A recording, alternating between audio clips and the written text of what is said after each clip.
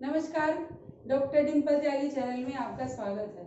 आज हम इस वीडियो में यह दंतुरित मुस्कान जो कक्षा 10वीं की कविता है नागार्जुन जी द्वारा रचित, उसके महत्वपूर्ण क्वेश्चन आंसर सीखेंगे। ठीक है बेटा जी, यह बोर्ड में इससे एक प्रश्न आपको जरूर मिलेगा, तो आप इसको ध्यान से सुने, ध्यान से सीखें। चलिए शुरू करते हैं। पहला प्रश्न कि शिशु की दंतुरित मुस्कान मृतक में जान कैसे डाल सकती है, क्योंकि कविता की पहली ही लाइन है कि मृतक में भी डाल देगी जान। शिशु की यह दंतुरित मुस्कान मृतक में भी डाल देगी जान, तो वो जान कैसे डाल सकती है, यह पहली लाइन पर ही प्रश्न बन जाता है। ठीक है बेटा, तो जो मरणासन आंसर है इसका कि शिशु की दंतुरित मुस्कान मृतक में भी जान इस प्रकार डाल देती है कि जो व्यक्ति मरणासन स्थिति में होता है, जिसने जीने की आशा बिल्कुल खत्म कर दी होती है, वह भी दंतुरित मुस्कान को देखकर जीने की इच्छा रखने लगता है, यानी अपने दुख दर्द भूलकर वह प्रसन्न हो जाता है। इसलिए ऐसा कहा गया है कि बच्चे की दंतुरित मुस्कान मृतक में जान डाल सकती है।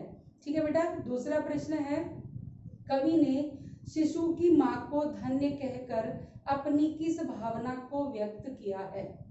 यानी कविता में बच्चे की मुस्कान को देखने के लिए कवि ने बच्चे की मां को धन्य कहा है, तो धन्य कहकर उन्होंने अपनी किस भावना को व्यक्त किया है। ठीक है, तो मां ने बच्चे को धरती पर लाकर मानो जो कवि है उसके ऊपर एहसान किया है, इसलिए कवि का बच्चे की मां के प्रति अपनी कृतज्ञता की भावना को प्रकट करते हुए कवि ने बच्चे की मां को धन्य कहा है। समझ में आ गया आपको? ठीक है, नेक्स्ट प्रश्न बनता है, कवि ने शिशु की मुस्कान को दंतुरित क्यों कहा है। ठीक है, जो ये पोएम है आपकी, ये है दंतुरित मुस्कान। तो जो बच्चे की मुस्कान है उसको दंतुरित क्यों कहा है, तो दंतुरित इसलिए कहा है, कवि बच्चा जो है वह बहुत छोटा है, यानी शिशु अभी छोटा है, उसके अभी नए नए दांत निकलने शुरू हुए हैं, तो उन नए नए निकलते हुए दांतों को देखकर कवि के मन में आनंद का सृजन होता है, इसलिए बच्चे की मुस्कान को दंतुरित मुस्कान की संज्ञा दी गई है। समझ में आ गया बेटा? ठीक है, नेक्स्ट है, शिशु एवं कवि के बीच क्या संबंध है, यानी बच्चे और कवि के बीच क्या रिश्ता है और उनके बीच का माध्यम कौन है। तो शिशु और बच्चे के बीच पिता और पुत्र का रिश्ता है, यानी जो छोटा बच्चा है वह कवि का पुत्र है, और उन दोनों के बीच का माध्यम है उस बच्चे की माता। समझ में आ गई बेटा आपको?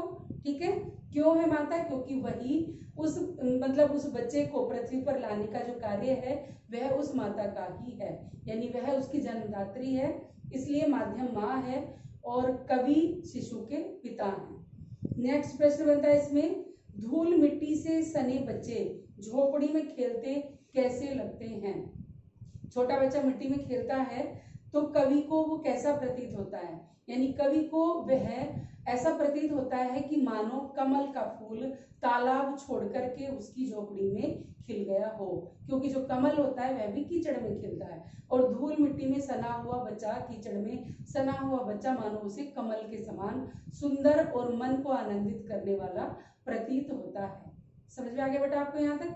ठीक है, फिर नेक्स्ट है, पिघलकर जल बन गया होगा कठिन पाषाण, यानी कविता में एक लाइन दी गई है कि देखकर बच्चे की दंतुरित मुस्कान जो कठोर हृदय वाला व्यक्ति है वह भी पिघलकर जल बन गया होगा।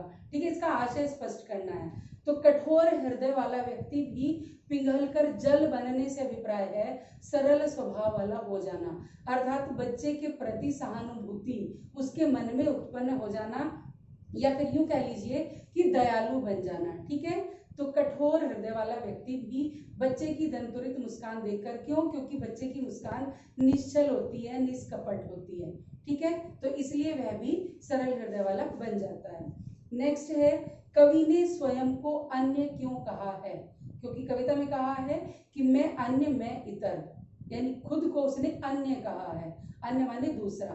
तो ऐसा क्यों बोला है, क्योंकि कवि ज्यादा समय अपने घर से बाहर रहता है और घर पर अतिथि के समान वह कभी कभी आता है, इसलिए उसने खुद को अन्य कहा है कि जैसे मेहमान होते हैं वो दूसरे होते हैं, हमारे घर कभी कभी आते हैं, ऐसे ही कवि भी अपने घर कभी कभी आता है, प्रवासी है, काम काज के कारण उसको बाहर जाना पड़ता है, इसलिए उसने अपने आप को अन्य कहा है। ठीक है, अब इसमें एक दूसरी कविता भी है फसल, तो इसमें भी एक प्रश्न बन जाता है कि कवि ने जो फसल कविता है उस कविता में किन किन तत्वों का योगदान बताया है, यानी फसल कविता में कवि ने किन किन तत्वों का योगदान बताया है कि फसल को उगाने में नदियों के जल का जादू है, हजारों मिट्टियों का गुणधर्म है, हजारों जो किसान हैं, लाखों करोड़ों जो किसान हैं, उनके हाथों के स्पर्श की महिमा है,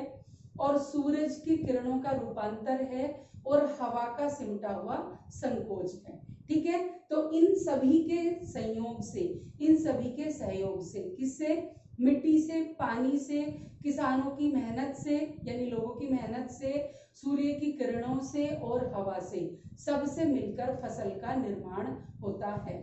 आगे समझ में आपको, तो ये तत्व इस फसल के उत्पादन में सहयोगी होते हैं। तो ठीक है बेटा जी, मैं आपको बता देती हूँ, अगर चैनल सब्सक्राइब नहीं किया है तो उसको जरूर करें, और ये कविता महत्वपूर्ण है, बोर्ड में इससे अक्सर प्रश्न पूछे जाते हैं, तो आप इसको ध्यान से सीखें। धन्यवाद।